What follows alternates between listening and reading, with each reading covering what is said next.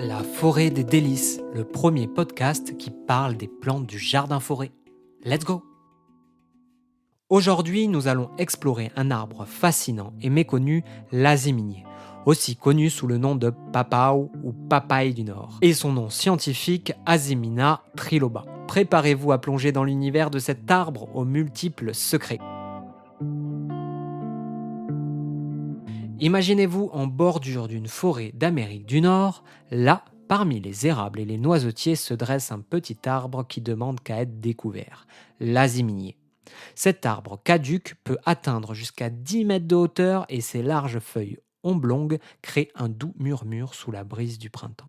Mais ce qui attire vraiment l'attention, ce sont ses fleurs. Avant même que les feuilles n'apparaissent, de petites fleurs pourpres, pendantes et mystérieuses décorent ses branches. Elles annoncent l'arrivée d'un trésor estival, le fruit du papao, ou appelé ici en France l'azémine.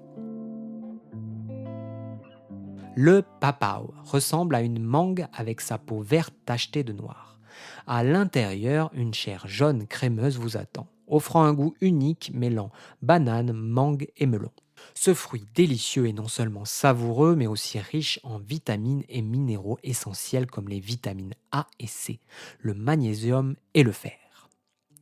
Un véritable cadeau de la nature que vous pouvez déguster frais ou intégrer dans des recettes telles que des smoothies, des glaces ou encore des pâtisseries.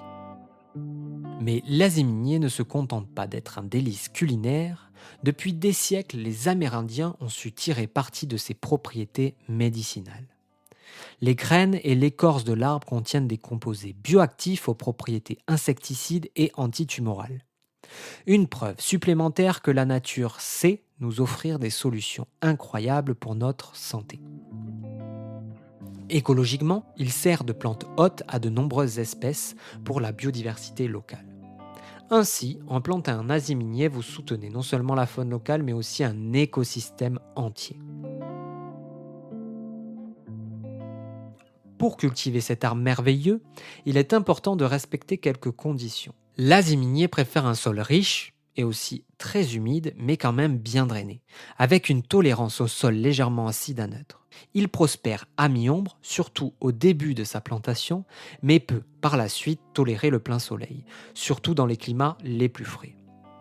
Une irrigation régulière est nécessaire, surtout pendant les premières années de croissance et lors de la fructification. Les hivers froids et les étés chauds et humides ne font pas peur à l'aziminier qui s'adapte bien aux zones de rusticité 5 à 9. Pour propager cet arbre, vous pouvez utiliser les graines après les avoir stratifiées pendant 90 à 120 jours ou opter pour le greffage pour garantir des fruits de haute qualité. Le bouturage est également possible mais beaucoup plus délicat. Voici les meilleures variétés gustatives d'aziminier. Le Sunflower, réputé pour sa saveur douce et sa résistance au froid. Susquehanna, connu pour sa grande taille de fruits et sa saveur exceptionnelle. Shenandoah, populaire pour sa chair crémeuse et sucrée.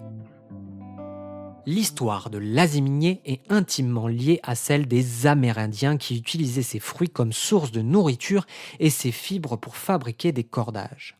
Aujourd'hui, planter un aziminier dans votre jardin-forêt, c'est non seulement ajouter une source de fruits délicieux, mais aussi un morceau de l'histoire et de la biodiversité nord-américaine. Alors, pourquoi ne pas inviter cet arbre au trésor caché dans votre jardin-forêt ? Avec un peu de patience et d'attention, l'aziminier vous récompensera généreusement.